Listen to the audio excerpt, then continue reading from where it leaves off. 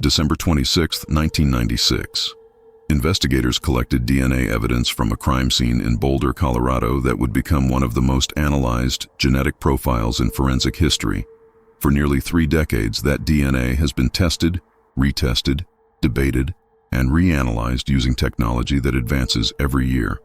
In 2008, it led to an official exoneration. In 2018, new genealogy techniques brought fresh hope. And today, in 2024, that same DNA evidence is being examined with methods that didn't exist even 5 years ago. This is the story of how a microscopic genetic profile has shaped, divided, and potentially revolutionized one of America's most famous investigations. This case represents a journey through 30 years of forensic science evolution. From basic DNA testing in the 90s, to touch DNA analysis in the 2000s, to cutting-edge forensic genealogy today. Every advancement in genetic technology has brought new possibilities and new questions. The DNA that seemed like a simple answer in 1997 became extraordinarily complex by 2008 and is now being approached with tools that might finally unlock its secrets. Tonight, we examine how this single piece of evidence has evolved from a basic genetic profile into a potential key that could solve a 3-decade mystery. Before we dive into this fascinating journey through forensic science and criminal investigation, make sure to subscribe and hit that notification bell.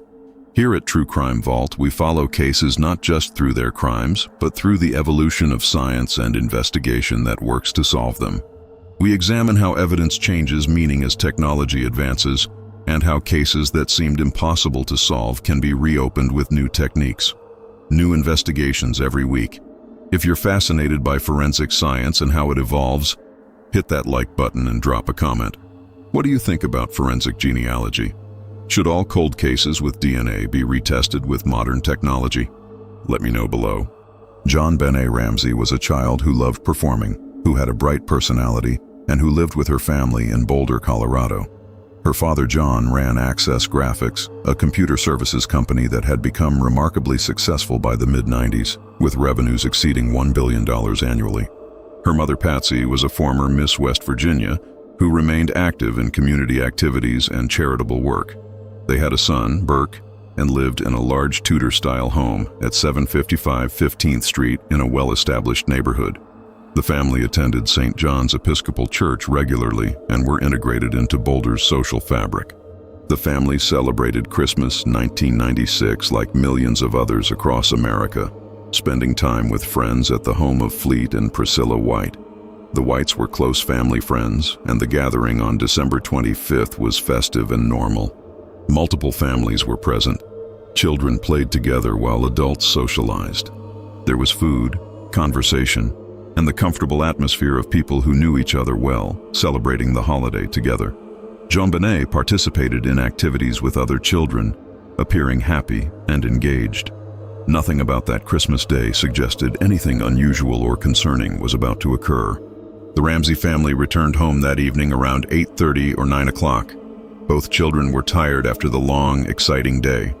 According to statements later provided by John and Patsy Ramsey, JonBenét had fallen asleep in the car during the short drive home. John carried her inside and upstairs to her bedroom on the 2nd floor of the house.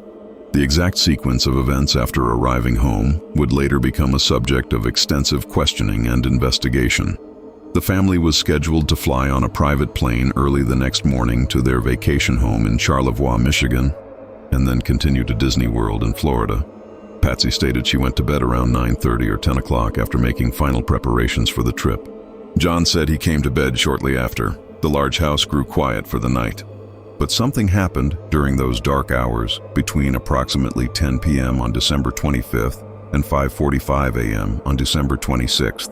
Something that would transform this family, this house, this community, and this investigation into one of the most analyzed cases in modern criminal justice history.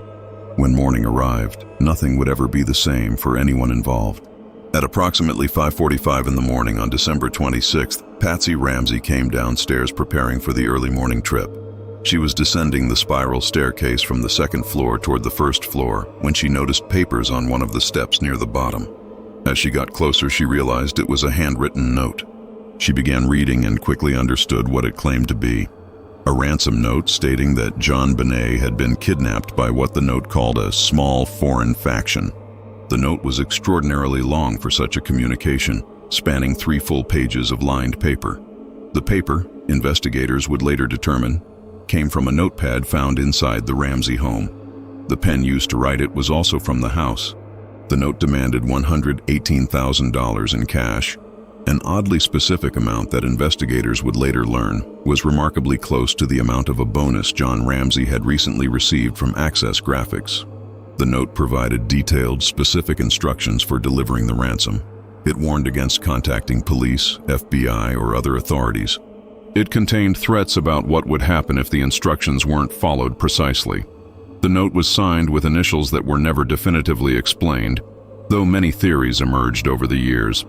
Patsy's immediate response was to scream for John and to run upstairs to check JonBenét's bedroom. The bedroom was empty. The bed appeared to have been slept in, but the child was gone. The terror and panic that must have gripped the parents in those moments is almost unimaginable. The ransom note explicitly threatened dire consequences if police were contacted, but their daughter was missing. They faced an impossible decision: follow the note's instructions or call for help. At 5:52 a.m., the Boulder Police Department received a 911 call from the Ramsay residence. Patsy Ramsay reported that her daughter was missing and that a ransom note had been found in the house. The 911 operator attempted to keep Patsy on the line to gather more information and to keep the family calm. But the call was relatively brief given the circumstances.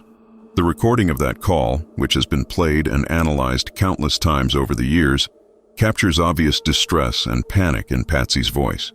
Police were immediately dispatched to the address. Officer Rick French arrived first, pulling up to the Ramsay home at approximately 5:55 or 6 o'clock a.m., just minutes after the 911 call was logged. He was responding to what dispatch had characterized as a possible kidnapping. The circumstances were highly unusual for Boulder, a college town of about 90,000 people that experienced very little violent crime, particularly in affluent neighborhoods like this one. But the ransom note existed. The child was reportedly missing from her bedroom, and French approached the situation as a kidnapping case. This initial characterization would have significant consequences for how the scene was handled in those crucial first hours. Officer French met with John and Patsy Ramsay and reviewed the ransom note. He conducted a preliminary search of the house, looking for any sign of the missing child or of forced entry that would indicate how kidnappers might have entered and exited. He walked through multiple rooms and levels of the large house. He went to the basement, which had several rooms and storage areas connected by hallways. According to his later testimony and official reports, he checked a small storage room that the family sometimes referred to as the wine cellar, because it had previously been used for wine storage. The door to this room was secured with a wooden latch. French opened the door and looked inside with his flashlight. The room was dark, and from his vantage point at the doorway, it appeared empty. He did not enter the room fully or conduct a thorough search of its interior. He closed the door and continued checking other areas of the house, looking for signs of forced entry or other evidence. This moment would become one of the most discussed and analyzed aspects of the entire case for years to come. JonBenét was in that room during Officer French's initial search. Had he entered the room completely and searched it thoroughly, she would have been found approximately 7 hours earlier than she ultimately was. But French was operating under the assumption, based entirely on the ransom note and the parents' report, that the child had been taken from the house by kidnappers. He was looking for evidence of how intruders might have entered, where they might have exited, clues about where they might have taken the child. The possibility that the child might be deceased in a basement storage room didn't align with the kidnapping scenario that everyone was operating under at that point. Detective Linda Arndt arrived at the Ramsay home around 8 o'clock that morning. She was a detective with the Boulder Police Department and became the primary investigator on scene. She would remain at the house for several crucial hours that would later become the subject of extensive analysis and criticism. By the time Arndt arrived, the house had already begun to fill with people, which would become another major point of concern in the investigation. Friends of the Ramsay family had been called and were arriving to provide support during what everyone believed was a kidnapping crisis. Fleet and Priscilla White, who had hosted the Christmas gathering the previous day, arrived at the house. John and Barbara Fernie, other close friends of the Ramsays, came to provide support. The Ramsays' minister, Reverend Roll Hoverstock from St. John's Episcopal Church was contacted and came to the house to provide spiritual comfort. A victim advocate from the Boulder Police Department was also present to assist the family. All of these people had the best of intentions. They were there to support a family going through what they believed was every parent's worst nightmare: a child kidnapped from their own home on Christmas night. But what none of them realized at the time, what no one in that house understood until early afternoon, was that they were actually inside an active homicide crime scene. Every person present, every surface touched, every movement through the house, every object handled was potentially affecting physical evidence. The crime scene was being inadvertently compromised simply through the presence of multiple people who had no reason to believe they needed to preserve evidence or avoid touching things. This situation highlights one of the fundamental challenges that arose in this case from the very beginning. The ransom note created a false framework that shaped everyone's understanding and response in ways that would have lasting consequences for the investigation. If there had been no ransom note, if JonBenét had simply been found deceased in the house during the initial response, everything would have been completely different. The house would have been immediately secured as a homicide crime scene. Everyone except essential law enforcement personnel would have been removed from the premises. Evidence preservation would have been the paramount concern from the first moment. Forensic teams would have processed the scene methodically and carefully. Instead, for approximately 8 hours, the house functioned as a gathering place for friends and family supporting the Ramsays during a presumed kidnapping. People moved through rooms making coffee, using bathrooms, sitting in various areas waiting for the phone call that the ransom note had indicated would come. The crime scene was being contaminated, not through anyone's fault or negligence, but through the simple reality that no one understood the actual situation. As the morning progressed, the situation became increasingly tense and concerning for everyone present. The ransom note had been very specific, stating that the kidnappers would contact the family between 8 and 10 a.m. to provide instructions for delivering the ransom money. John Ramsay had immediately contacted his bank after police arrived, and arrangements were made to obtain the $118,000 in cash. By mid-morning, the money had been delivered to the house in a brown paper bag and was sitting ready for when the call came. Everyone waited. The phone never rang with a ransom demand. The lack of contact from any purported kidnappers was a serious red flag for experienced investigators. In legitimate kidnapping for ransom cases, kidnappers make contact because the entire point is to get money in exchange for the victim's safe return. When no contact is made despite specific promises in the ransom note, it suggests that either the kidnapping isn't real or something has gone seriously wrong. By late morning and early afternoon, Detective Arndt and the few other investigators on scene were growing increasingly concerned about what the silence might mean. Detective Arndt would later testify in various proceedings about feeling uneasy about multiple aspects of the situation. She felt she needed more backup and support, but was having difficulty getting additional investigators to the scene promptly. She would later describe feeling somewhat isolated as the primary detective managing a situation that was becoming more complex and troubling as hours passed without any contact from supposed kidnappers.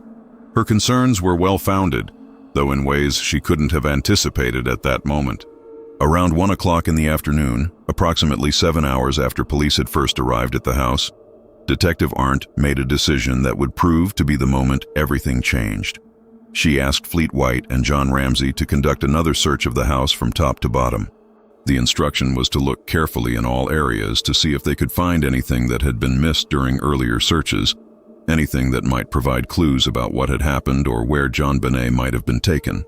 This was a reasonable investigative step given the circumstances and the need to do something productive during the agonizing wait. At approximately 1:05 p.m., John Ramsey and Fleet White went to the basement to conduct their search. They looked in various areas, checking rooms and spaces. They approached the storage room that Officer French had checked hours earlier during his initial search. John Ramsey opened the door. The room was dark. He could see a white blanket on the floor toward the back of the small room. He immediately recognized it as a blanket from JonBenét's bedroom. He rushed into the room. JonBenét was there, lying on the floor, wrapped or partially covered by the blanket. She had been deceased for some time. In a moment of complete shock, horror, and paternal instinct, John Ramsey picked up his daughter and carried her out of the room and up the basement stairs. Fleet White, who was with John during the search, later described the moment of discovery as surreal, traumatic, and completely shocking. They had spent the entire morning from 6 a.m. until past 1 p.m., operating under the assumption that this was a kidnapping, that JonBenét had been taken from the house by unknown perpetrators, that she might still be alive somewhere, and that the family would receive ransom demands. The discovery that she had been in the basement all along, that she had been deceased during all those hours of waiting and hoping, fundamentally changed everything about the case in an instant. John Ramsay appeared at the top of the basement stairs, carrying JonBenét's body. People in the main area of the house saw him. Detective Arndt was there and immediately understood that the entire situation had changed from a presumed kidnapping to a confirmed homicide. The child was clearly deceased. Arndt directed that JonBenét be placed in a specific area of the living room. In the chaos, shock, and emotional trauma of the moment, several things happened that would later be recognized as problematic from an evidence preservation standpoint. John had already moved the body by carrying it upstairs before the scene could be properly photographed and documented in its original condition. Once upstairs, someone placed a blanket over JonBenét. Arndt moved the child's hands at one point. These actions, while completely understandable given the emotional circumstances and the shock everyone was experiencing, nonetheless affected physical evidence and the crime scene in ways that would complicate the investigation. The entire nature of the police response changed immediately. This was no longer a kidnapping case. This was a homicide investigation. The crime had occurred inside the house, likely during the night while the family slept. The ransom note was not what it appeared to be. The Boulder Police Department began treating the situation as a homicide scene, but by this point, many hours had passed with numerous people present in the house moving through rooms, touching surfaces, and inadvertently contaminating what should have been a carefully preserved crime scene. The coroner was called to the scene. The coroner's office arrived and took custody of JonBenét's body for transport and forensic examination. Additional detectives and investigators were called to the scene. The house was secured and sealed as a crime scene, though this was happening many hours later than it should have if the true nature of the situation had been understood from the beginning. Evidence collection began in earnest, with forensic teams photographing, documenting, and collecting samples. But the critical first hours, when crime scene integrity is most important and when the most fragile evidence must be preserved, had already passed with the scene badly compromised. The forensic examination of JonBenét's body was performed later that day by Dr. John Meyer, who served as the Boulder County coroner. The examination revealed critical information about the nature and circumstances of her death. The official cause of death was determined to be asphyxiation associated with craniocerebral trauma. JonBenét had suffered a significant blow to the head that caused a linear skull fracture approximately 8.5 inches in length. The medical evidence indicated this injury would have been immediately incapacitating and likely caused loss of consciousness.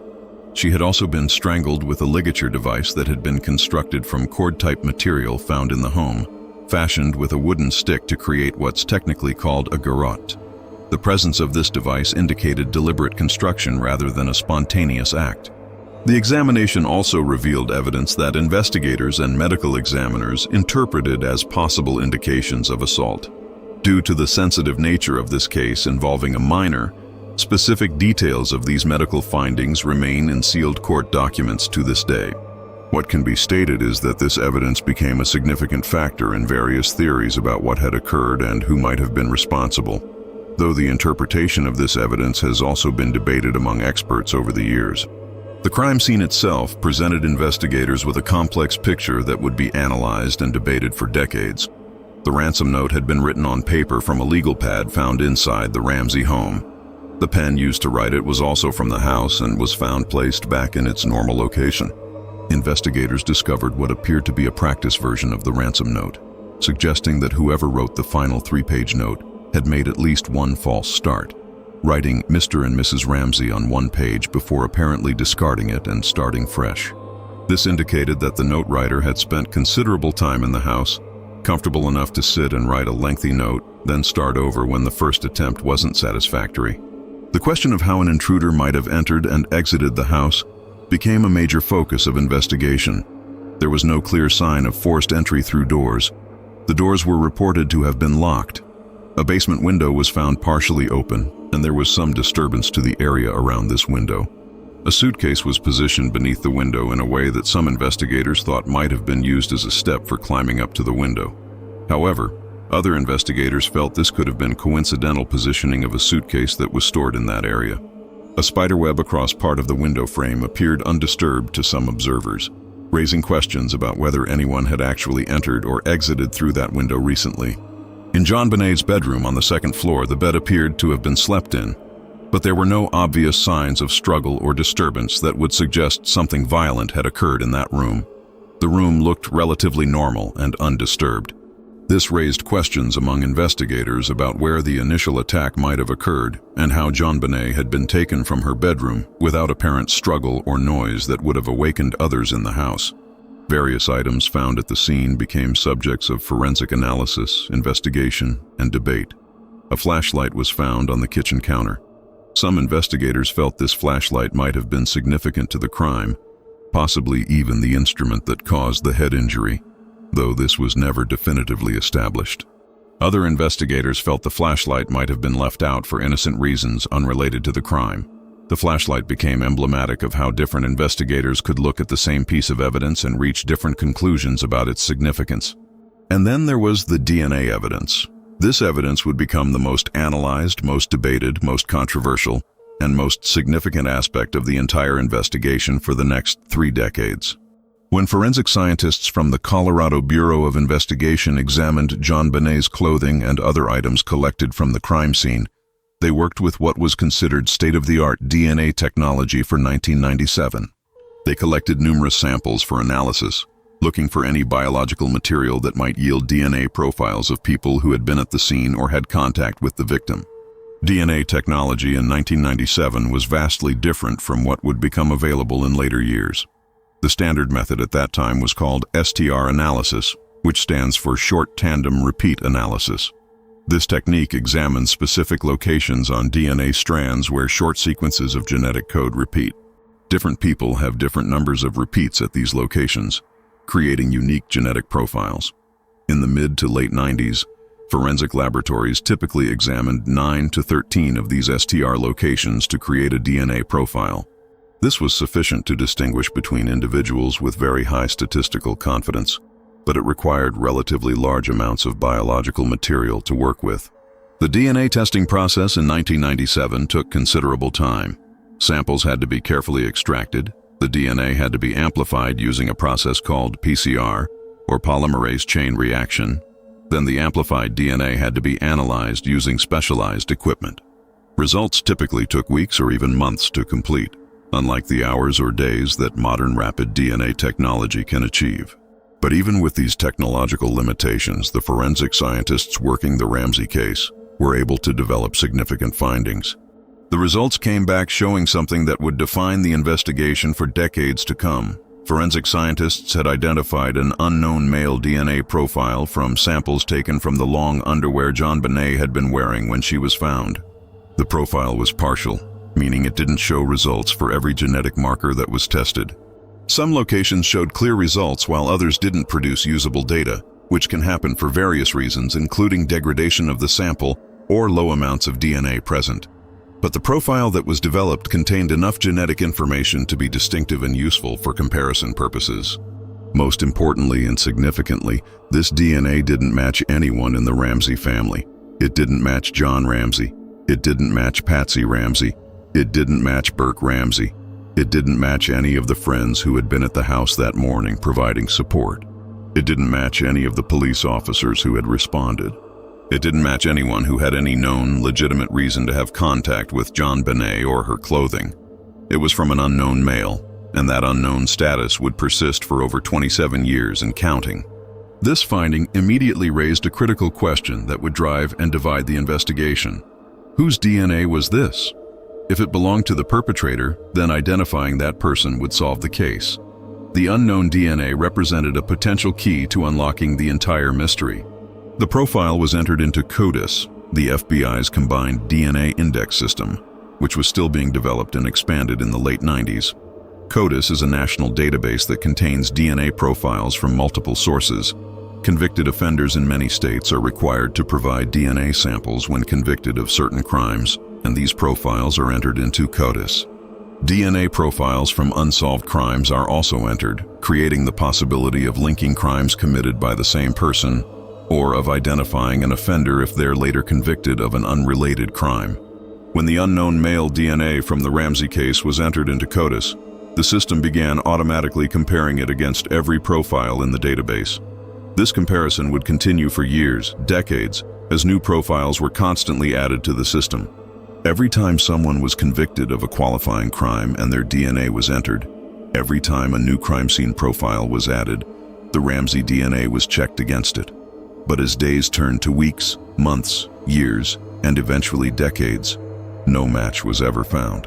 The unknown DNA didn't match anyone in the entire CODIS database, which eventually grew to contain millions of profiles. The unknown DNA became both the most important evidence in the case and the source of tremendous controversy and division among investigators, prosecutors, and forensic experts. Some investigators believed this DNA was clearly the most significant piece of evidence in the entire investigation. Their reasoning was straightforward and logical. Unknown male DNA on the victim's clothing, not matching anyone in the family, not matching anyone with legitimate access to the child, strongly suggests an unknown perpetrator was involved. If investigators could identify the source of that DNA, they would identify the person responsible for JonBenét's death. This perspective led to investigative focus shifting outward, looking for unknown suspects who might have been in the house, pursuing what became known broadly as intruder theories. But other investigators, prosecutors, and forensic experts were much more skeptical about the DNA's significance and about the conclusions being drawn from it. They argued that DNA can be present on clothing for numerous innocent reasons that have nothing to do with criminal activity. DNA transfer is a complex scientific subject that wasn't fully understood in the 90s and is still being actively researched today. DNA can be present on clothing from manufacturing processes, where workers in factories handle garments and leave trace amounts of genetic material. DNA can transfer in retail settings when people try on clothes or when sales associates handle merchandise. DNA can move from one garment to another during laundry processes. DNA can transfer through what's called secondary transfer, where someone touches an object that someone else touched, then touches something else, moving DNA without any direct contact between the DNA source and the final location where it's found. These skeptics felt that focusing too heavily on the DNA, treating it as definitive proof of an intruder, was potentially leading the investigation in the wrong direction. They believed that other evidence in the case, particularly the ransom note written on paper from the house and the lack of clear forced entry, was more significant than DNA that might have innocent explanations. This wasn't just a difference of opinion about one piece of evidence. It represented fundamentally different theories about what had happened and who was responsible. This disagreement created institutional divisions that would affect the investigation for years and arguably decades. The Boulder Police Department, particularly in the first several years after the crime, largely focused their investigative efforts on theories involving people who lived in the house or had very close access to the family.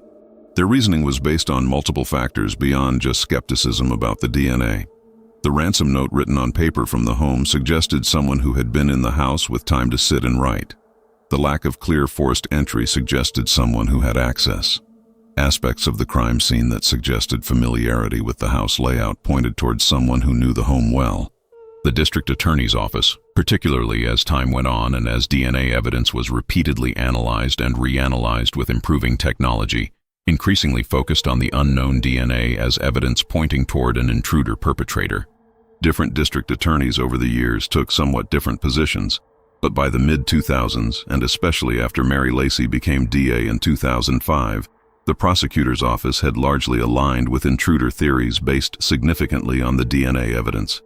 This created a situation where the two institutions that absolutely must work most closely together in any criminal investigation, police and prosecutors, were pursuing fundamentally different theories of the case based on different interpretations of the same evidence. The consequences of this institutional division were severe and long-lasting. Effective criminal investigation requires close coordination between law enforcement agencies that investigate and prosecutors who must ultimately bring charges and try cases. Police need prosecutors to provide legal guidance about what evidence is required to support particular charges. Prosecutors need police to conduct investigations that develop evidence in forms that can be presented effectively in court. When these two institutions are working toward different goals based on different theories, when they're pursuing different suspects based on different interpretations of evidence, the investigation suffers tremendously. In the Ramsey case, this division manifested in multiple ways that became publicly visible and that damaged the investigation's effectiveness. There were leaks to media from various sources, with information being released that seemed designed to support one theory or undermine another. Investigators who believed family members were involved would leak information suggesting that direction. Prosecutors who believed in intruder theories would leak information supporting that view. There were public statements by officials that sometimes directly contradicted each other, creating confusion about what the official position even was. There were reports of meetings where police and prosecutors argued heatedly about the direction of the investigation, rather than working cooperatively toward shared goals. The dysfunction became public knowledge through media reporting, which further undermined confidence in the investigation. When the public sees institutions fighting with each other, when they see competing theories being pushed through strategic leaks, when they see major disagreements playing out in newspapers and on television, trust erodes. People begin to wonder if anyone is actually in control, if anyone has a coherent understanding of what happened, if resolution is even possible given the apparent chaos.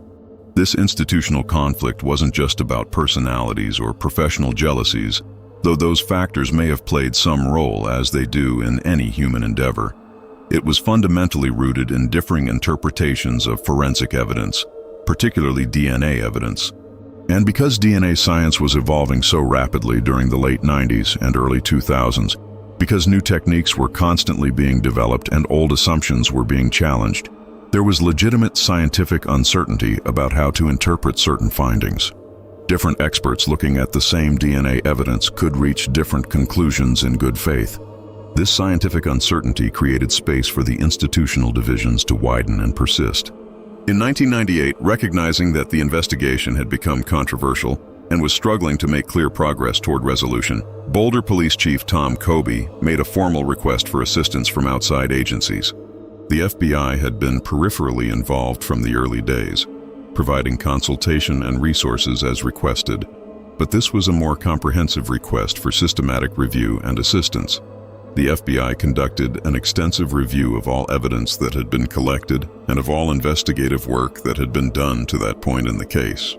Their assessment, portions of which were leaked to media over time, though the full report remained confidential, reportedly suggested that the evidence pointed more towards someone in the home than toward an unknown intruder. This FBI assessment was based on several factors. Behavioral analysis of the ransom note suggested to FBI profilers that it didn't fit typical patterns of genuine ransom notes from actual kidnapping cases. The length of the note, the personal nature of some of the language, the fact that it was written on materials from inside the home all suggested to behavioral analysts that it might have been staged rather than genuine. Analysis of the crime scene suggested familiarity with the house layout. Standard criminal behavior patterns seen in similar cases pointed, in the FBI's assessment, more toward someone connected to the family than toward a random intruder. However, this FBI assessment was disputed and disagreed with by some prosecutors, by some forensic experts, and by people who felt the DNA evidence was being underweighted in the FBI's analysis. The FBI assessment represented one expert opinion among many, and it didn't resolve the fundamental disagreements that were dividing the investigation. If anything, it may have deepened the divisions by providing ammunition to those who believed family involvement theories, while being rejected by those who believed intruder theories. In 1999, seeking a path forward through the investigative impasse, then District Attorney Alex Hunter made the decision to convene a grand jury to review all evidence in the case. Grand juries are investigative bodies empowered by law to compel testimony, review evidence, and determine whether charges should be brought. The proceedings of grand juries are conducted in secret to protect the integrity of the process and the privacy of people involved. The Ramsey case grand jury was empaneled and began hearing evidence and testimony. Over the course of more than a year, from September 1998 through October 1999, the grand jury heard from dozens of witnesses. They reviewed extensive physical evidence, including photographs from the crime scene, the ransom note, forensic reports, and the DNA findings. They heard from forensic experts on various aspects of the case, including handwriting analysis, DNA science, forensic pathology, and crime scene reconstruction. They heard testimony from investigators about the evidence that had been collected and the theories that had been developed. They heard from people who knew the family. The proceedings were entirely secret, as grand jury proceedings typically are under Colorado law. In October 1999, District Attorney Alex Hunter held a press conference to announce the results of the grand jury process. He stated that after extensive deliberation, the grand jury had completed its work and that no charges would be filed in the case. He indicated that while the grand jury had reviewed all available evidence thoroughly, the evidence was not sufficient to prove a case beyond a reasonable doubt at trial, which is the standard required for criminal conviction. He thanked the grand jury members for their service and their dedication to carefully considering all the evidence. He indicated that the investigation would continue through other means and that the case remained open. The public interpretation of this announcement, and what was reported in media coverage at the time, was that the grand jury had reviewed all evidence and had declined to indict anyone. This was understood to mean that even this investigative body, after hearing everything in secret, didn't find sufficient evidence to bring charges against any person. This interpretation remained the accepted understanding of what had occurred for over a decade. But in 2013, something remarkable was revealed that changed public understanding of what had actually happened with the grand jury. Following legal action by reporters and news organizations seeking access to sealed grand jury materials under Colorado public records laws, a judge ordered the release of certain documents that had been kept secret since 1999. These documents revealed something that shocked people following the case. The grand jury had actually voted to indict both John and Patsy Ramsey. However, the indictment was not for murder or manslaughter. It charged them with 2 counts each: child abuse resulting in death and being accessories to a crime. The theory that apparently emerged from the grand jury's year-long deliberations was nuanced and complex.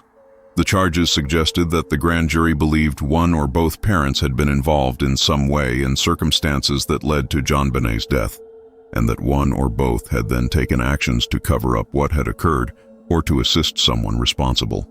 The specific wording of accessory charges suggested the grand jury may have believed that even if they couldn't determine which parent might have been directly responsible for the death, they believed both parents knew what had happened and had taken actions to protect someone or to conceal the truth.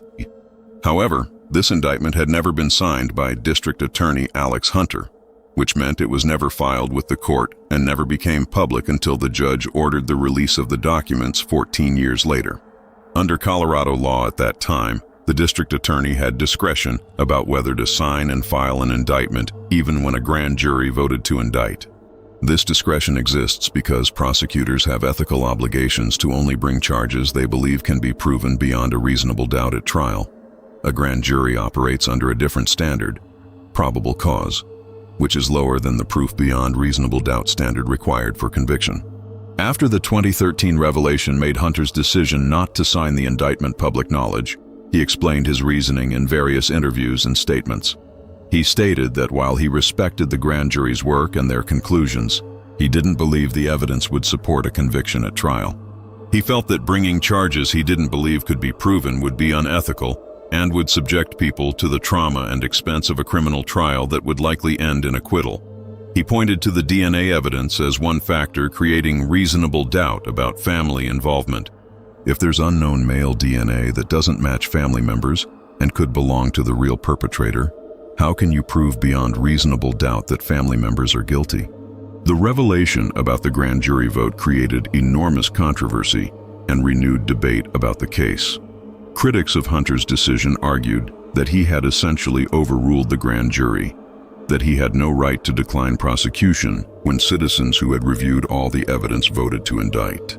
They felt that the appropriate course would have been to file the charges and let a trial jury make the ultimate decision about guilt or innocence. They argued that prosecutors shouldn't be making determinations about likelihood of conviction, but should pursue charges when grand juries find probable cause. Supporters of Hunter's decision countered that he had made the ethically correct and legally appropriate choice.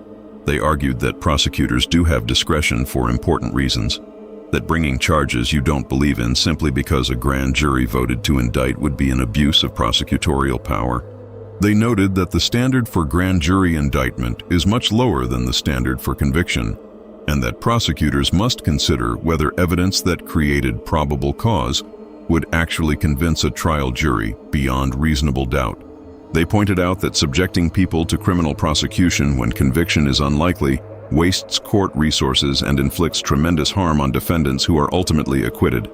This debate illustrated how deeply divided opinion remained about this case, even among legal professionals and people knowledgeable about criminal justice. Different people viewing the same set of facts and the same legal framework reached dramatically opposite conclusions about what the right course of action was. And underlying much of this debate was the question of the DNA evidence and how much weight it should be given. Meanwhile, throughout all these years, the actual criminal investigation continued through various avenues beyond the grand jury process. Boulder police pursued numerous leads and investigated many potential suspects. Over the years following the crime, dozens of individuals came under investigative scrutiny for various reasons. Some were people who had been in the Ramsay home in the weeks or months before the crime for legitimate purposes. The Ramsays had employed various contractors and workers to do repairs, installations, and renovation work on their large house. All of these workers were identified and investigated. Some had been in the house shortly before Christmas. Any of them might have seen the layout, might have learned about family routines, might have developed some fixation or plan. The Ramsays had held a Christmas party at their home on December 23rd, just 2 days before the crime. Approximately 24 people had attended, including friends, neighbors, and business associates. Everyone who had been at that party was identified and interviewed. Investigators wanted to know if anyone at the party had shown unusual interest in JonBenét, had asked questions about the house layout, had been observed in areas they shouldn't have been. Anyone who might have gained knowledge that could have been used to commit this crime needed to be investigated and either eliminated or further examined. Other potential suspects were individuals with criminal histories involving offenses against children. Boulder police, working with FBI resources and databases, identified individuals who lived in Boulder or nearby areas in December 1996 who had records of similar offenses. These individuals were systematically located when possible, interviewed when they would cooperate, and asked to provide DNA samples for comparison against the unknown profile from the crime scene. This process was methodical but time-consuming and resource-intensive. One by one, over months and years, potential suspects were eliminated.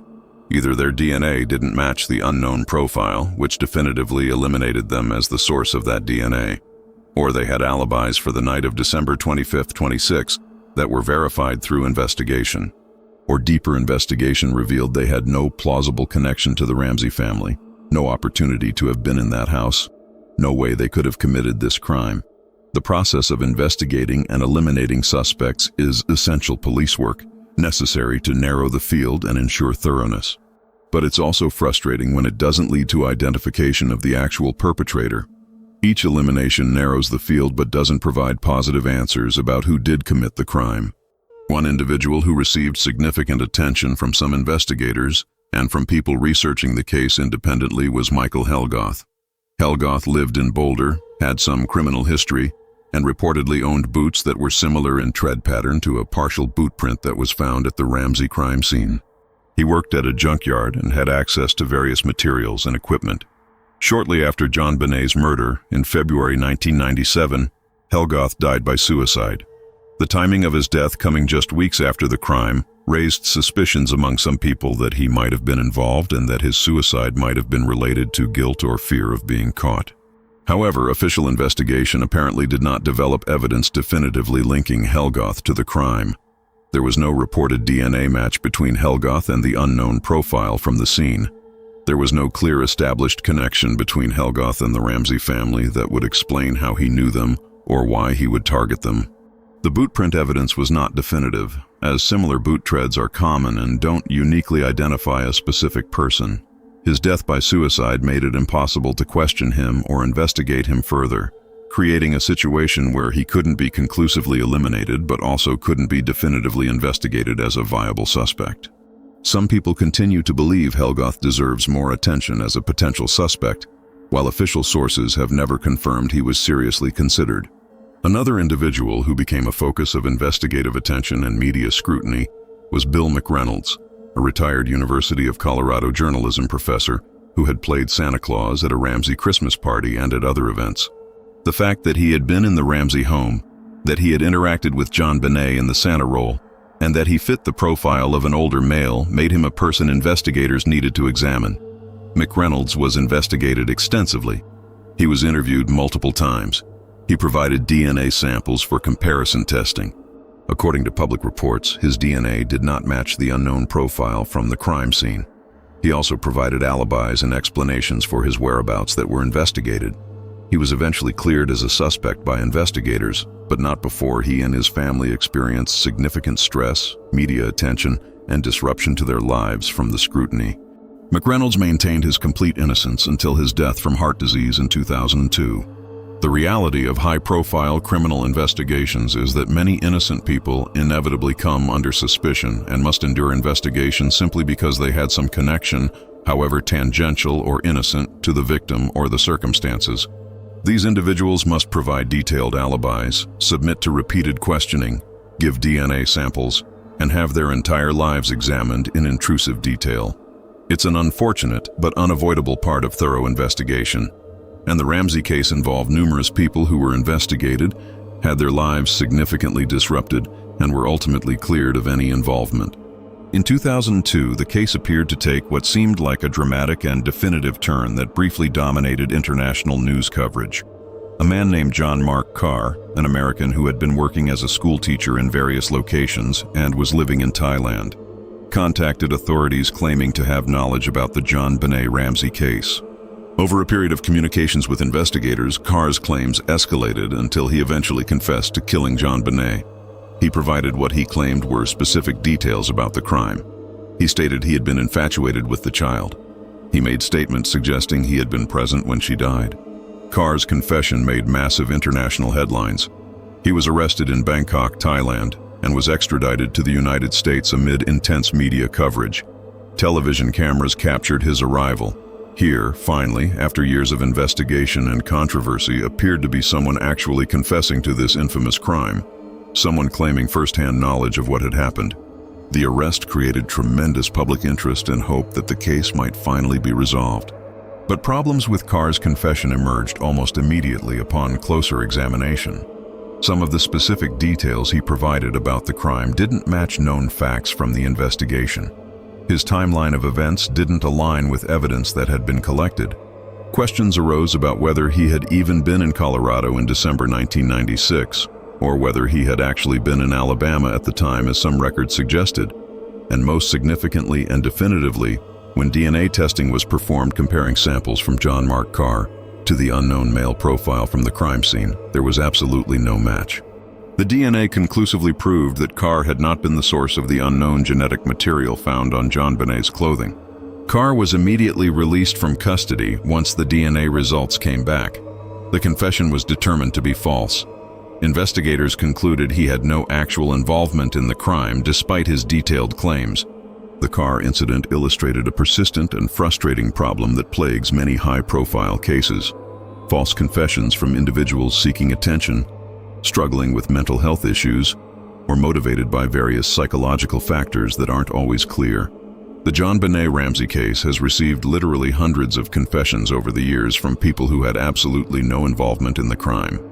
Each confession must be taken seriously initially and must be investigated, which consumes investigative resources, time, and attention. But the vast overwhelming majority turn out to be completely false. The DNA evidence played a crucial and valuable role in quickly eliminating Carr as a suspect. The DNA comparison was definitive and conclusive. His genetic profile did not match the crime scene profile in any way. This demonstrated one of the most important functions that DNA evidence serves in criminal investigation. It can definitively and conclusively eliminate innocent people from suspicion. In that sense, the DNA was working exactly as it should and providing tremendous value. But it also highlighted the ongoing core problem that had plagued the investigation for years. The DNA could eliminate suspects with certainty, but it couldn't identify who the DNA actually belonged to because that person wasn't in any searchable database that investigators had access to. Patsy Ramsey died in June 2006 after a long and difficult battle with ovarian cancer. She was 49 years old. She passed away without ever seeing resolution in her daughter's case, without ever knowing who was responsible, without ever seeing justice achieved for JonBenét. Her death had significance for the investigation beyond the obvious human tragedy and loss. For investigators who had focused on theories involving family members, Patsy's death meant that one person who had been under the most intense suspicion could never be prosecuted, regardless of what evidence might emerge. For investigators and prosecutors who believed in intruder theories and who felt the family had been wrongly suspected, Patsy's death was simply an additional tragedy, compounding the original loss. In 2008, 2 years after Patsy's death, a development occurred that would become one of the single most controversial moments in the entire 3-decade history of this investigation. The Boulder District Attorney's Office, now headed by Mary Lacey, who had been elected DA in 2004, commissioned new DNA testing using a technique that had been refined in recent years and was becoming more widely used in forensic investigations: touch DNA analysis. Touch DNA represented a truly significant advancement in forensic science capabilities and possibilities. Traditional DNA testing methods required visible biological material such as blood, saliva, semen, or other bodily fluids. These methods worked by extracting DNA from cells present in those fluids. But touch DNA technology works on an entirely different principle.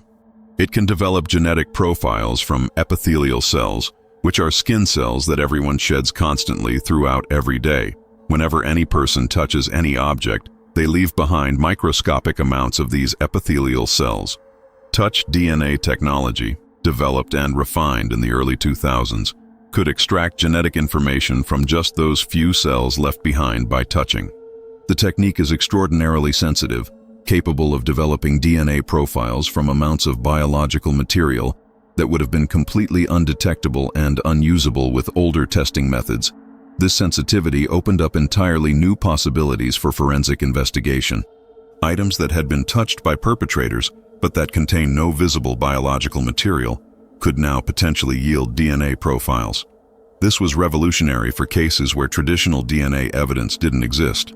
The Bode Technology Group Laboratory in Virginia, which had developed significant expertise and specialization in touch DNA analysis, was engaged to apply these techniques to evidence from the Ramsay case. They focused particularly on areas of JonBenét's clothing that hadn't been analyzed with touch DNA methods before, or where previous testing with traditional methods hadn't produced results. Specifically, they applied touch DNA analysis to the waistband area of the long underwear that JonBenét had been wearing when she was found. The reasoning behind focusing on the waistband was logical and scientifically sound. The waistband of underwear is an area that would necessarily be touched by whoever put the garment on or removed it. If someone had dressed JonBenét in this clothing or had removed it during the commission of the crime, they would almost certainly have touched the waistband area, potentially leaving epithelial cells behind that touch DNA could detect. This made the waistband a high-priority area for this type of sensitive testing. The touch DNA analysis produced results that Mary Lacey and the forensic experts she consulted considered highly significant and potentially case-changing. Forensic scientists at the Bode Lab successfully developed a partial DNA profile from epithelial cells collected from the waistband area of the underwear. The profile was partial, as is often the case with touch DNA because the amounts of genetic material are so small, but it contained enough genetic markers to be meaningful for comparison purposes. When this newly developed touch DNA profile was compared to the unknown male DNA that had been identified years earlier from other areas of the same garment using traditional testing methods, the profiles appeared consistent with each other. The genetic markers that were present in both profiles matched. This wasn't the discovery of a new, different, unknown person.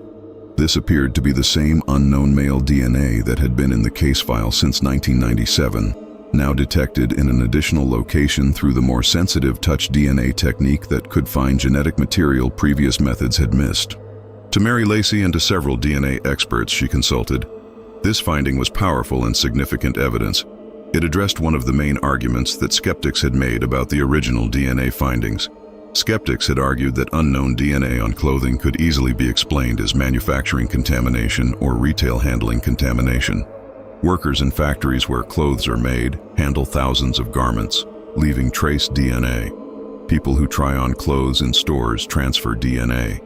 This could all happen before the clothing is ever purchased, and it would have nothing to do with any crime. But the touch DNA findings seem to counter that argument.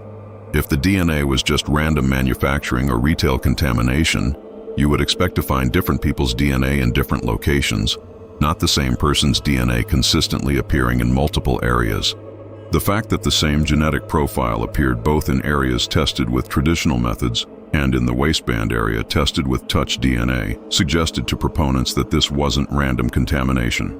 It suggested that a single individual had had contact with this garment in multiple areas, including an area, the waistband, that would have been touched during the crime itself if someone was dressing or undressing the victim. On July 9, 2008, based on these DNA findings and her comprehensive review of the complete case file and all available evidence, Mary Lacy took an action that would prove to be extraordinarily controversial and that would shape the investigation's trajectory and public perception for years to come. She sent formal official letters to John Ramsay, to the estate of Patricia Ramsay, who had died in 2006, and to Burke Ramsay. The letters, written on official district attorney letterhead, formally and officially exonerated all three of them as suspects in JonBenét's death. The letters stated explicitly that the DNA evidence, particularly the new touch DNA findings, had convinced the district attorney's office that the Ramsay family members had not been involved in JonBenét's death. Lacy wrote that the DNA evidence, combined with other evidence and analysis, pointed toward an intruder perpetrator. She stated that the investigation would continue focused on identifying the source of the unknown DNA. And significantly, she included in the letters a public apology to the Ramsay family for the years of suspicion, investigation, and public scrutiny they had endured. The exoneration was absolute and unequivocal. The exoneration letters made immediate national news and sparked intense controversy and debate that continues to this day. The response was deeply divided. Some DNA experts and forensic scientists agreed with Lacy's assessment, arguing that the touch DNA findings were indeed significant and probative. They felt that the consistency of the DNA profile across multiple locations, particularly including the waistband that would have been touched during the crime, was strong evidence that the DNA came from whoever had committed the crime rather than from innocent contamination. They supported the exoneration as appropriate based on the scientific evidence. But many other experts, including numerous current and former Boulder police investigators, strongly and publicly disagreed with Lacy's decision and her conclusions. They argued that touch DNA is particularly and especially susceptible to transfer and contamination issues precisely because it's so extraordinarily sensitive. The very feature that makes it powerful, its ability to detect minute amounts of DNA, also means it can detect DNA from transfer events that occurred days or even weeks before a crime, and that have nothing to do with the crime itself. They pointed out that DNA can transfer from one garment to another in a laundry load, meaning DNA from an entirely innocent source could appear on clothing without that person ever directly touching that specific garment. These critics felt that Lacy had given the DNA evidence excessive and inappropriate weight while minimizing or dismissing other evidence that they believed remained significant. They argued that the ransom note written on materials from inside the house, the lack of clear forced entry, behavioral evidence, and other factors all remained important and couldn't simply be set aside because of DNA findings that had alternative explanations. They believed the exoneration was premature, inappropriate, and potentially damaging to the investigation because it foreclosed certain investigative avenues and created legal and practical barriers to prosecution. The controversy over the 2008 exoneration illustrated something fundamental about this case. The same DNA evidence, examined by qualified experts, interpreted by knowledgeable professionals, led to completely opposite conclusions. There was no consensus in the forensic science community about whether this DNA definitively indicated an intruder perpetrator or whether it could have multiple possible innocent explanations. This scientific uncertainty and disagreement meant that major investigative and prosecutorial decisions were being made without clear scientific consensus supporting them. One consequence of the exoneration that cannot be overlooked or minimized is that it created substantial barriers to any future prosecution of the exonerated individuals, even if new evidence were to emerge or if interpretations of existing evidence were to change. Once a district attorney has publicly and officially exonerated someone, stating categorically that they are innocent and apologizing to them for years of suspicion, it becomes extraordinarily difficult legally and practically for any future prosecutor to reverse that position and bring charges. The exoneration created reasonable doubt that would be nearly impossible to overcome in any future trial. It created potential grounds for civil liability if charges were later brought and didn't result in conviction. It created a public record that defense attorneys could use devastatingly effectively. The debate over the DNA evidence's significance was not new in 2008. This debate had been ongoing since the DNA was first identified in 1997. But the exoneration brought the debate to a head in a very public, very official, very consequential way. The fundamental question that divided investigators, prosecutors, and experts for over a decade was this: does the presence of unknown male DNA on the victim's clothing necessarily indicate that DNA belongs to the perpetrator? Or could that DNA have innocent explanations that don't involve direct contact during the commission of the crime? Proponents of the DNA's significance pointed to several interconnected factors. The DNA profile appeared in multiple locations on the clothing when tested with different methods at different times. It was consistently the same profile, not different profiles that might suggest multiple different innocent transfer events. It appeared in areas including the waistband that would logically have been touched during the crime if someone was handling the victim's clothing. It didn't match anyone in the family or anyone known to have legitimate innocent contact with the child. Taken together as a totality, these factors suggested to proponents that the most logical, most probable explanation was that this DNA came from whoever had committed the crime. Skeptics of the DNA's significance had detailed counterarguments rooted in DNA science and transfer mechanisms. They noted that touch DNA testing is so extraordinarily sensitive that it can detect amounts of genetic material that are truly microscopic. This sensitivity means it can detect DNA that was deposited days, weeks, or potentially even longer before a crime occurred. DNA doesn't have a timestamp. Finding DNA on an object doesn't tell you when it was deposited.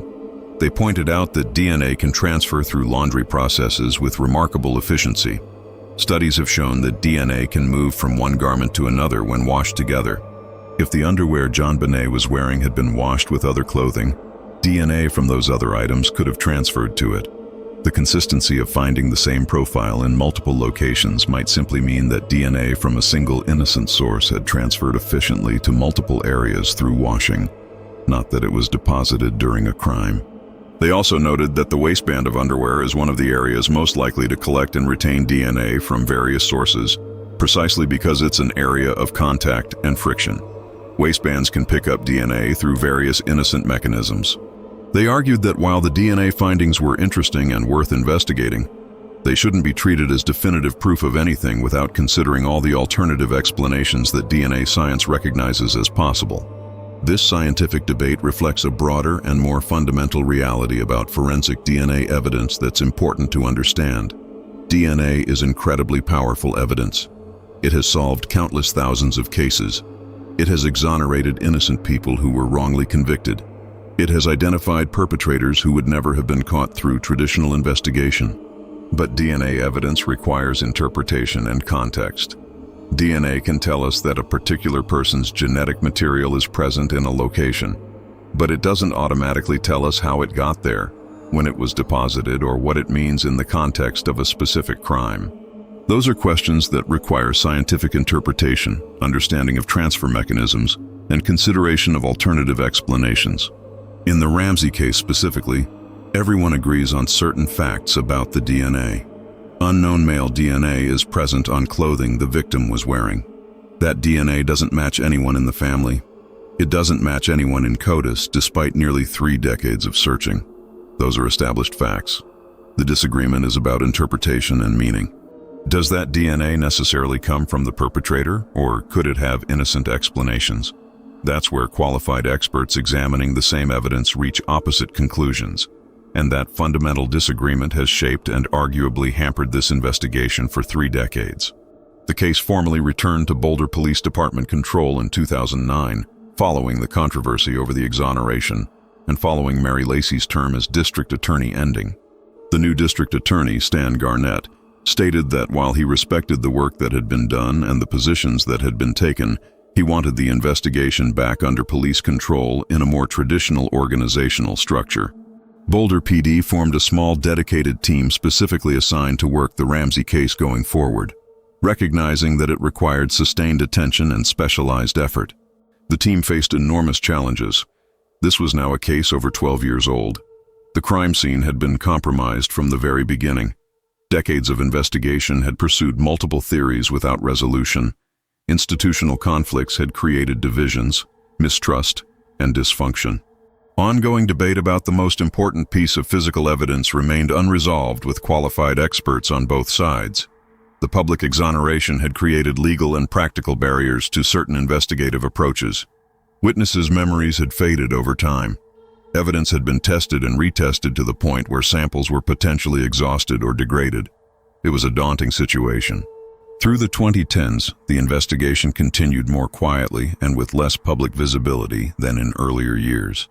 Boulder police made a conscious decision not to provide regular public updates or detailed progress reports, which some critics felt made the case seem forgotten or abandoned, while the department argued this was appropriate and necessary for an active investigation where revealing too much could compromise ongoing work. They consulted regularly with the Colorado Bureau of Investigation, with FBI experts who could provide specialized knowledge, and with various forensic specialists on different technical aspects of the case. They continued to receive tips from the public, which they investigated and followed up on appropriately. They periodically conducted comprehensive reviews of all evidence with fresh eyes and perspectives, looking for anything that might have been missed or that might be interpreted differently with the benefit of time and distance. And throughout all of this, DNA technology continued advancing at a truly remarkable pace. By the 2010s, the capabilities available to forensic scientists had advanced far beyond what had existed in 1997 or even in 2008. Next-generation sequencing methods could extract genetic information from smaller samples than ever before. Techniques for analyzing degraded or damaged DNA samples had improved dramatically. Methods for separating mixed DNA samples, where genetic material from multiple people is present together, had become much more sophisticated. The entire field of forensic DNA science was evolving rapidly, and each advancement brought new possibilities for old evidence. Then in the late 2010s, a genuinely revolutionary new investigative approach emerged that would transform cold case investigation across the entire country and world: forensic genetic genealogy. This technique combined traditional DNA analysis with genealogical research using consumer DNA databases in a way that created entirely new possibilities for identifying unknown individuals whose DNA was present at crime scenes. The technique works through a multi-step process. First, DNA from a crime scene is analyzed to develop as complete a genetic profile as possible using the most advanced techniques available. That profile is then uploaded to consumer genealogy databases, which are databases where millions of people have voluntarily submitted their DNA to learn about their ancestry, find relatives, and explore their family history. These databases include services like GED Match, Family Tree DNA, and others. When crime scene DNA is uploaded, the database algorithms search for people whose DNA shares segments with the crime scene DNA. These matches indicate family relationships. The matches identified are typically not the perpetrator themselves, but rather distant relatives. These might be third cousins, fourth cousins, or even more distant relationships. People who share a common ancestor several generations back will share certain segments of DNA. The database can identify these relationships even when they're quite distant. Once several of these distant relative matches are identified, genetic genealogists step in to do intensive genealogical research. The genealogists take the identified matches and begin building family trees. They research genealogical records including birth certificates, death certificates, marriage records, census data, obituaries, and any other available documentation to map out family relationships going back in time. They work backward through generations to identify common ancestors that the various matches share. Once they've identified these common ancestors who might have lived in the 1800s or early 1900s, they then work forward through time, identifying all the descendants of those ancestors down to the present day. This creates a pool of potential candidates, people who are related to the unknown person whose DNA was at the crime scene. This pool might include hundreds or even thousands of individuals depending on how far back the common ancestors lived and how many descendants they had. From this large pool, investigators must then identify which individuals fit the specific parameters of the case. They look for people of the right gender if that's known from the DNA. They look for people who would have been the right age at the time of the crime based on other evidence. They look for people who had some connection to the geographic area where the crime occurred. They look for people who don't have solid alibis or who can't be easily eliminated through other means. This process winnows the pool down from potentially hundreds of people to perhaps 5 or 10 viable candidates who fit all the necessary criteria. Each of these candidates must then be investigated thoroughly using traditional methods. Where did they live at the time of the crime? What were they doing? Is there any evidence they were in the location where the crime occurred? Is there any connection to the victim? Can they be eliminated through alibis or other evidence? If someone emerges as a truly viable suspect who can't be eliminated, investigators must then legally obtain that person's DNA for direct comparison to the crime scene sample. This can be done through various legal methods. Investigators might conduct surveillance and collect discarded items like coffee cups, cigarette butts, or napkins that contain the person's DNA. Or they might seek a warrant for a DNA sample based on the genealogical evidence combined with other factors. Once a DNA sample is obtained, it's directly compared to the crime scene DNA. If it matches, then the investigation intensifies dramatically with the goal of building a prosecutable case with all the evidence needed to prove guilt beyond reasonable doubt. The technique gained massive international attention in April 2018 when it was used to identify and arrest the Golden State Killer. Joseph James DeAngelo had terrorized California in the 1970s and 1980s, committing at least 13 murders, over 50 sexual assaults, and more than 100 burglaries across multiple counties. He had evaded capture and identification for over 40 years. Traditional investigative methods had failed to identify him despite enormous effort. His DNA was in CODIS, the criminal database, but had never matched anyone because DeAngelo had never been arrested for crimes that required DNA collection. Investigators working with genetic genealogist Barbara Ray Venter uploaded DeAngelo's crime scene DNA to GEDmatch, a publicly accessible genealogy database. The database identified several distant relatives who shared DNA segments with the unknown perpetrator. Ray Venter and her team built extensive, complex family trees going back multiple generations through the 1800s. They identified common ancestors and then worked forward through the descendants. They identified individuals who fit the profile, males of the right age who had lived in the areas of California where the crimes had occurred. Eventually, they narrowed it down to Joseph James DeAngelo, a former police officer living in Sacramento. Surveillance was established. When DeAngelo discarded items containing his DNA, those items were collected and tested. The DNA matched the crime scene DNA conclusively and definitively. On April 24, 2018, 44 years after his first known crime, DeAngelo was arrested at his home. He ultimately pleaded guilty to 13 murders and numerous other offenses. He is currently serving multiple life sentences without possibility of parole. The Golden State Killer case proved definitively that forensic genetic genealogy could solve cases that had seemed completely unsolvable for decades. It demonstrated that even partial DNA profiles could be used successfully in genealogy databases. It showed that even very distant familial relationships, third cousins or fourth cousins or more distant, could lead through careful genealogical work to definitive identification. It proved that criminals who had never been in any criminal database, who had lived their entire lives unknown to law enforcement, could be identified decades later through this technique. The success catalyzed immediate and widespread adoption of forensic genealogy across law enforcement. Within months of the Golden State Killer arrest, agencies across the United States and around the world were using genealogy techniques to solve cold cases.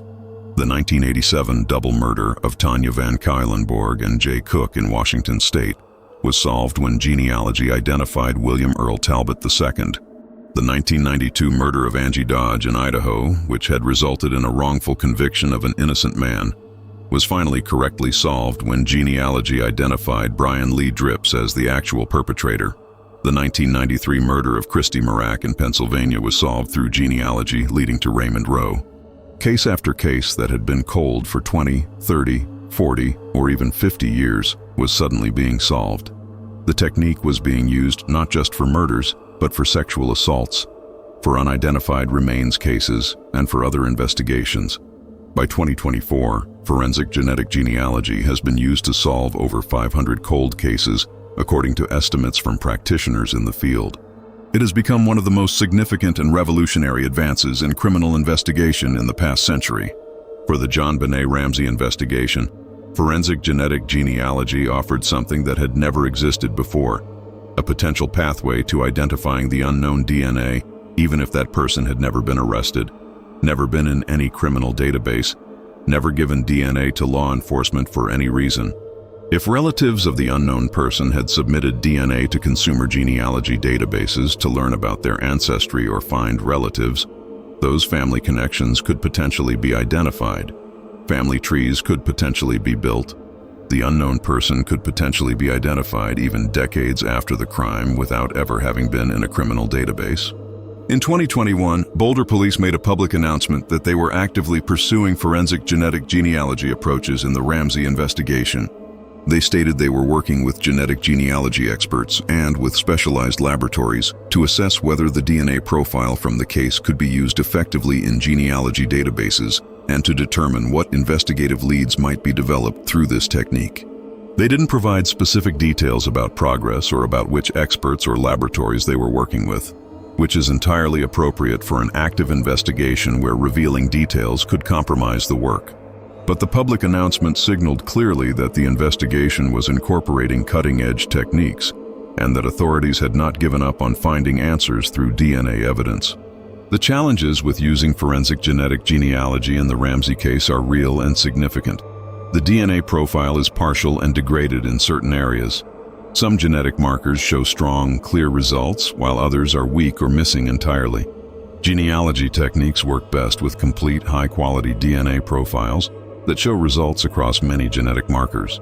The partial nature of the Ramsay DNA profile means that matches in genealogy databases might be weaker or less certain than in cases with complete profiles. Genetic genealogists might identify fewer relatives or more distant relatives, which makes the genealogical research more difficult and time-consuming. Additionally, genealogy databases have complex and varying policies about law enforcement access that have changed multiple times over the years. GED-Match, which was instrumental in the Golden State Killer case and many others, changed its policies in 2019 to require users to actively opt in if they want their data to be searchable for law enforcement purposes. Many users are opted in, providing access to a substantial database, but many others are not, which reduces the pool of potential matches. Family tree DNA has different policies and has generally been more open to law enforcement use with appropriate legal process. But Ancestry.com and 23andMe, which have by far the largest databases with many millions of users, generally do not allow law enforcement access to their databases except through legal process like warrants, and even then only in very limited circumstances. The fragmented nature of genealogy databases and the varying policies means that success depends partly on whether the right relatives happen to be in the right databases with the right privacy settings enabled. There are also broader legal and ethical questions being actively debated and worked out in courts and legislatures across the country about the use of forensic genetic genealogy in criminal investigation. Is uploading crime scene DNA to consumer databases a search under the Fourth Amendment that requires a warrant? Do people who submit DNA to learn about their ancestry have a reasonable expectation that their genetic information won't be used to investigate their relatives for crimes? Should there be statutory regulation of the practice with specific procedures and oversight? Different states are passing different laws, creating different legal frameworks. Maryland passed legislation regulating genealogy use. Other states are considering similar laws. The legal landscape is still evolving and hasn't reached stability or consensus. Despite all these challenges and complexities, Boulder Police announced in 2022 that they had engaged a private laboratory that specializes in advanced forensic DNA analysis and genetic genealogy to work on the Ramsay case.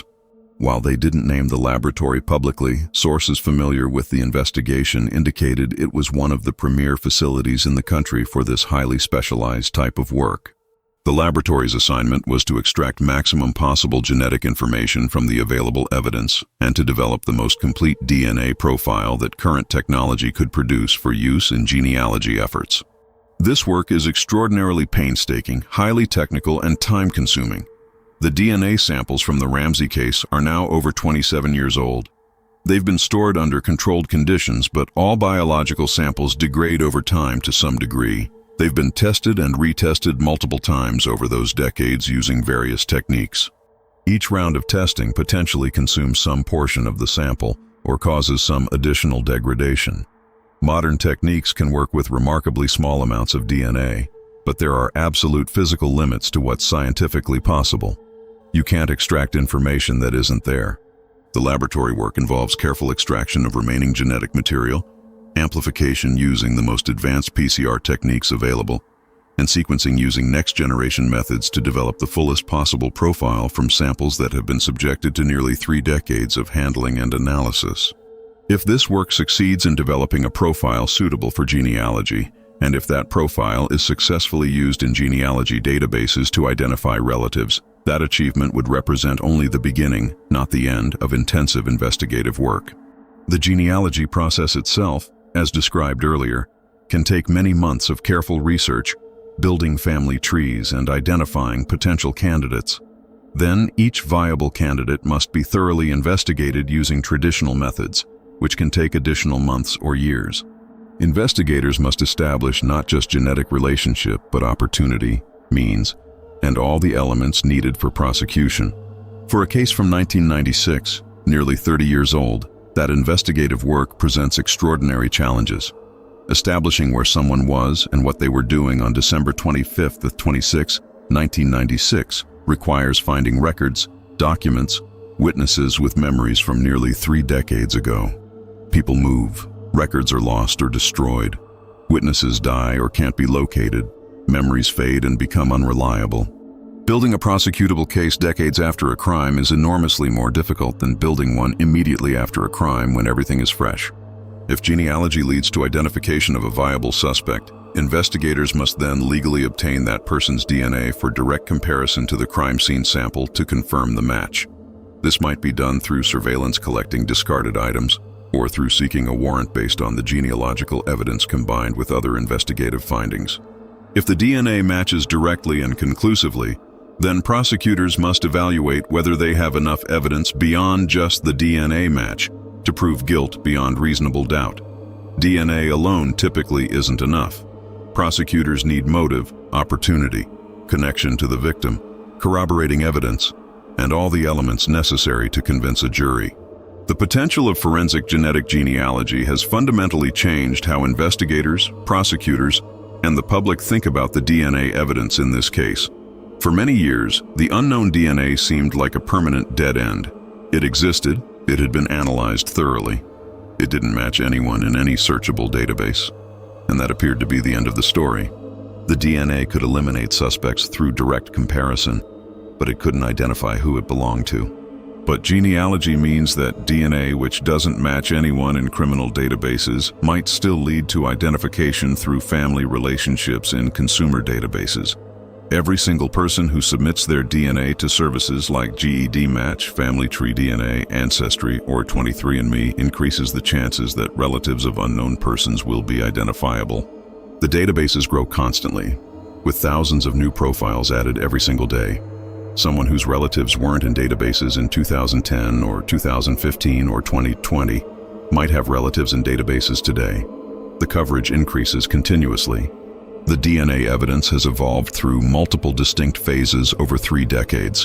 In 1997, it was a basic genetic profile developed with the technology available at that time. In 2008, it was reanalyzed with touch DNA techniques that found the same profile in additional locations. In 2024, it's being examined with genealogy approaches that might finally lead from a genetic profile to an actual identity and name. Each phase of technological advancement has brought new possibilities and new hope that this evidence might finally provide the answers it was supposed to provide from the beginning. But the fundamental question that has divided this investigation from the very start remains unresolved. Does the unknown DNA necessarily belong to the perpetrator of this crime? All the technological advancement in the world doesn't answer that question. If the DNA comes from the perpetrator, then genealogy work and advanced analysis are pursuing exactly the right path and might lead to resolution. If the DNA has an innocent explanation unrelated to the crime, if it's from manufacturing processes or transfer or some other innocent source, then even the most advanced technology and the most sophisticated genealogy work will only identify an innocent person whose DNA happened to be present for reasons having nothing to do with JonBenét's death. This uncertainty has shaped and arguably constrained 3 decades of investigation. Different qualified experts examining the identical DNA evidence have reached fundamentally opposite conclusions about its significance and meaning. Some believe it clearly and obviously comes from the perpetrator based on where it was found, how consistently the same profile appears, and the pattern of its presence. Others believe it could easily have innocent explanations based on well-documented mechanisms of DNA transfer and contamination. This scientific disagreement, this lack of consensus among experts, has created investigative and prosecutorial uncertainty that has never been fully resolved and that continues to this day. If you're interested in understanding how forensic science evolves and how DNA technology has revolutionized criminal investigation, make sure you're subscribed to True Crime Vault. Hit that notification bell so you don't miss updates when new developments emerge in this case or when new technological breakthroughs happen in forensic science. Leave a comment below with your thoughts. Do you believe forensic genealogy will ultimately identify the source of this DNA? What do you think about the use of consumer databases for criminal investigation? Should all old cold cases with DNA be retested with modern technology? Let me know your thoughts. JonBenét Ramsay was a child who deserved safety, who deserved to grow up, who deserved all the experiences and opportunities that should have been hers. She never got to experience adolescence or adulthood, never got to pursue her interests and develop her talents, never got to build a life and make her mark on the world. Her case has become internationally famous, analyzed and discussed by millions of people, the subject of countless documentaries and books and articles. But behind all that attention and analysis is a real person whose life had inherent value beyond the tragedy that ended it. The DNA evidence collected in those first days after December 26, 1996, has now been examined and analyzed using technology from 3 different decades. It was tested with mid-90s technology, retested with 2000s-era technology, and is now being examined with 2020s technology. It has been interpreted by dozens of forensic experts, debated by investigators and prosecutors, discussed in courtrooms and grand jury proceedings, analyzed in scientific papers and academic discussions. It has shaped investigative theories, influenced prosecutorial decisions, eliminated suspects, and focused investigative attention for 3 decades. It has been simultaneously the greatest hope for solving this case and the source of the deepest divisions about how to interpret forensic evidence. It has demonstrated both the tremendous power of DNA science and the limitations and uncertainties that still exist in evidence interpretation. It has been both a tool that definitively eliminated innocent people and a mystery that has resisted resolution despite decades of effort. And now, in 2024, that same DNA is being examined with forensic genetic genealogy techniques that represent the absolute cutting edge of investigative science. Whether this DNA will finally provide the breakthrough that has eluded investigators for 3 decades remains to be seen. Whether genealogy will successfully identify relatives, whether family trees can be built, whether viable suspects can be identified, whether investigation can connect identified individuals to the crime, whether prosecution will ultimately be possible, all of these questions remain unanswered. What is certain is that the technology exists, the databases grow every day, the dedication continues, and the will to solve this case persists across generations of investigators. 3 decades is a very long time to wait for justice.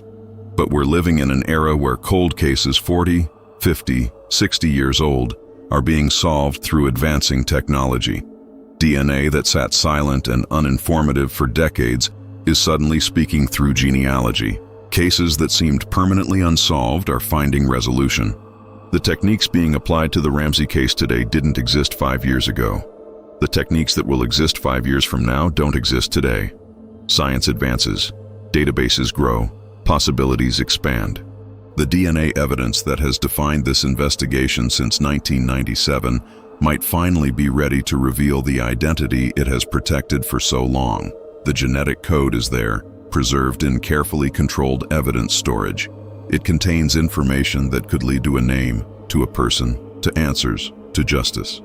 The challenge has always been extracting and correctly interpreting that information. Technology advances every year bring us closer to that goal. Until the next investigation, stay informed about how forensic science continues to evolve and revolutionize criminal justice. Stay curious about the intersection of technology and investigation. And never forget that behind every piece of DNA evidence, behind every genetic profile, behind every cold case, there is a real victim who deserved safety and justice, and a real family that deserves answers no matter how many years have passed. The DNA has changed everything about this case multiple times over 3 decades. Perhaps it's about to change everything one more time, finally providing the resolution that has been sought since December 26, 1996.